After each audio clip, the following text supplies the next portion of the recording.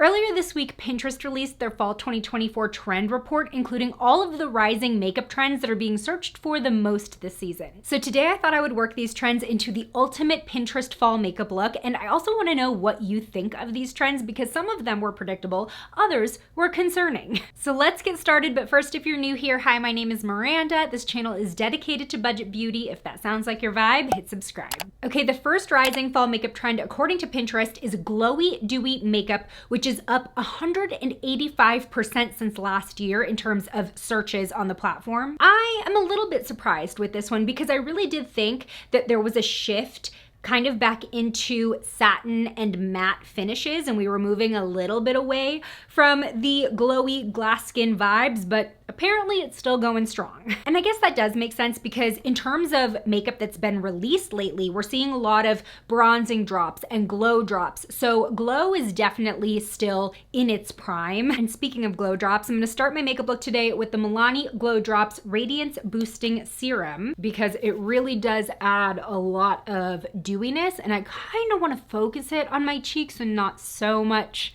like on my forehead. You gotta get a little creative when you have combo skin so that, you know, the glow is where you want it to be. In fact, I might have put a little bit too much around my nose because I get quite oily there. I'm gonna use my LA Girl Pro Conceal concealers to spot correct before going in with foundation. I mix the shades Tawny and Bisque. For my foundation, I'm using the L'Oreal True Match in N3. This is like the best foundation shade match that I have ever found for myself. And this is not necessarily a glowy foundation, which is why I wanted to use that serum underneath, because it'll give it just a bit of radiance. And then when we go in with blush and highlight, we can kind of add to the glowy dewiness. But like I said, as someone with combo skin, I can't be using just all dewy products all over my face. And I do have a video actually, I think, that was kind of a tutorial on getting dewy skin without the dewy feeling if you have combo skin. So I will link that in a card. But you can see, especially in the cheek area, which is where I focused that serum, there is a lot more glow than, say, on my forehead. I'll quickly do my brows with the e.l.f. Instant Lift pencil. Okay, moving on, the makeup trend that has blown up the most this year is soft baddie makeup. So that is up 700% since last year. Now I had an idea of what this meant, but when I was looking on the Pinterest feed for this term, I'm noticing a lot of cat eyes, neutral glam, or what we just used to call soft glam. And I'm also seeing a lot of elements that we recently would have called snatched. And what I mean by that is a lot of makeup techniques that lift the face, so draping, bronzer, and blush so that the cheekbones look higher, flared eyeshadow and flared lashes to lift the eyes, winged liner like I mentioned, and also using a lot of softer tones from pinks to neutrals, and brows are soft but defined and groomed. So this is kind of giving repackaged a bit. I feel like this is a new trendy term for a look that we've been doing. So because soft baddie makeup is the most popular makeup trend on Pinterest right now, that is mostly what I'm basing my look on today. But following that, we have soft cat eye makeup trending at 105% more than last year, and cool tone makeup trending up 360% since last year. And I called that one. Just 2 videos ago, I said this is gonna be a cool toned fall. I've been seeing it with all the makeup releases coming out, so very validated that I was right on that one and that people are looking more into cool tone makeup this year. And soft cat eye makeup is definitely an element of soft baddie makeup, so those sort of overlap. So that is all what we're gonna be doing on the eyes right now. I'm gonna prime my eyes with the Profusion Pigment Base Eyeshadow Primer. Now, before I put eyeshadow on, I do want to define my brows just a little bit because I kind of just did my normal brow routine. I'm going to take a little bit of my concealer on the back of my hand and pick it up with a brush. And I'm just going to define the bottom edge of my brow, but I'll keep the top looking kind of fluffy and natural. This is just gonna add a little bit more definition and lift into my arch, which I think works well with the whole baddie makeup. Then I'll just blend that down into my eye primer. Then I'll just brush my brow hairs up using my Physicians Formula Brow Gel. I'm glad that we're not still on like full wolf brows anymore. but I do like brushing my brow hairs up still to just give them a bit more lift. So for my eyeshadow, I picked out the Smoke and Roses palette from ColourPop. Like I said, with the soft baddie trend, it seems like a lot of people are using pink tones and soft neutrals. So I felt like this worked really well. Plus, it does lean cool toned. So if you've ever been looking for a rosy neutral palette, but you want it to be more cool toned, this is for you. I do find that a lot of rosy palettes lean warmer, especially with the neutrals that they include, but this has a lot of like taupes and kind of grayish beiges. I'm gonna start the look by applying Attraction all over my lid, and that'll help set our primer. Now for the soft baddie look, we're gonna stay away from super vibrant or deep shadows. I'm gonna go into Alone as my blending shade, which is this very soft light pink. Now, I've mentioned this in my last video where I talked about how I've adjusted my makeup routine as I get older, and a lot of it is placing my eyeshadow crease shades in the outer portion of my eye, but this also very much works for this baddie makeup because it's all about lifting the eye and creating that flared appearance. So just focusing that no further in than about half of my eyelid. A lot of the soft baddie Pinterest results also sort of reminded me of Sabrina Carpenter makeup, just a tad. And I'm really making sure I have a soft blend on that. I want it to really be diffused. Next, I'm gonna go into Best Shot, and that is going to be my outer corner shade. I'm really gonna focus that in the outer portion, and I'll flare that up just a bit as well. Going back with my blending brush to help marry those shades together and keeping that flared shape going as I blend. Pardon me, I just realized that there was a little bit of leftover eyelash glue from what I was doing yesterday. That's just a little crusty, Miranda. So this is as deep as I'm gonna go in terms of eyeshadow. That shade we just put down is the darkest that I'm gonna apply besides my eyeliner. I think we're gonna go in with Every Rose, which is sort of a taupey, pinky champagne. I'm just applying that with my fingers and bringing that all the way up through my eye socket. Pretty. And then next I'm gonna go into One Love. I'm gonna highlight with this shade and in my inner corner. Very pretty. This is the eyeshadow before we move on to liner. So soft, very demure if you're on that side of TikTok. But where the baddie part comes in my opinion, is the liner and lashes, which are a little bit more fierce. And with the trend of soft cat eye makeup rising, I'm gonna be doing a smoky winged liner. Now, I realize that the better way I could have done this is put down eyeliner tape before I even did my eyeshadow, but alas, I did not. So I'm gonna be putting eyeliner tape down now, and I'll just clean up anything that it messes up later. That sounds like a later Miranda problem. So my eyeliner tape is from Real Techniques, but it was part of a brush set that was limited edition, which I'm pretty mad about because it was one of my favorite brush sets from them. But you can get eyeliner tape just like this from Amazon. It really just looks sort of almost like medical tape, but thin.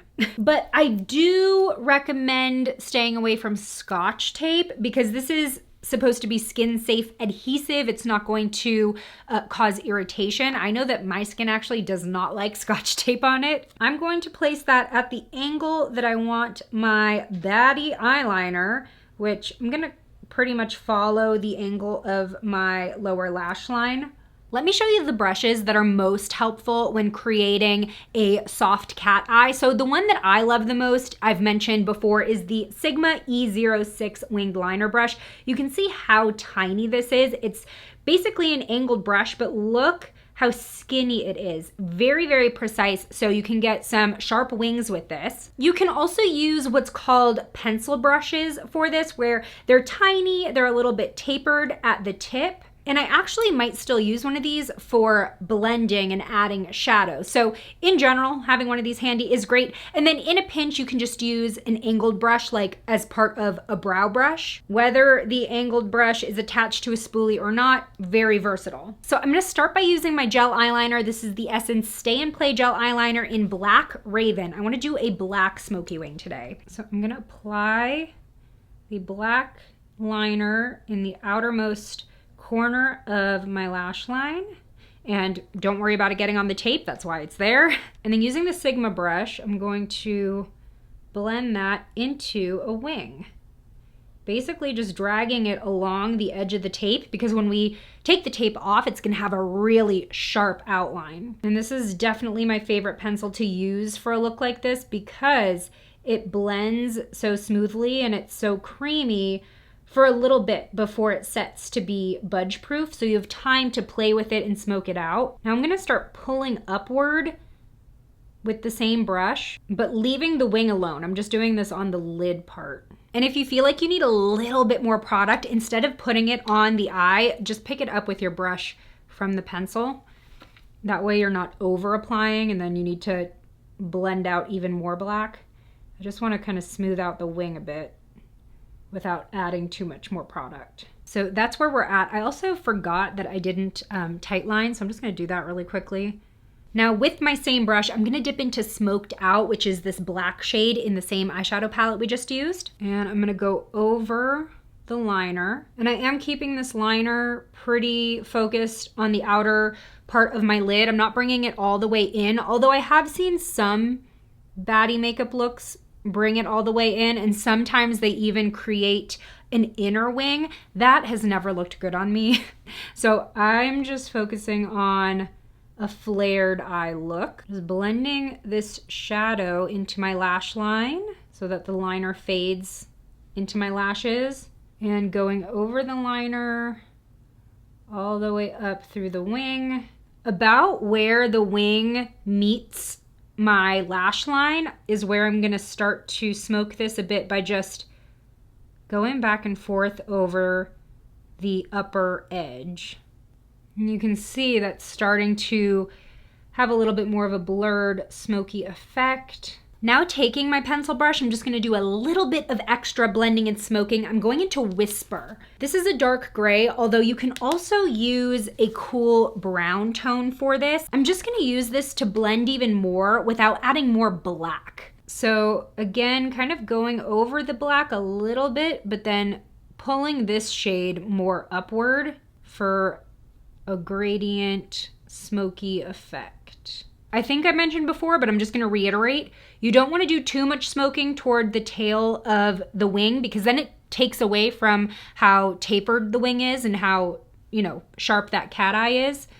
You really wanna do most of the blending where the wing meets your lid and then a little bit on the lid. So now I'm gonna remove this tape to reveal.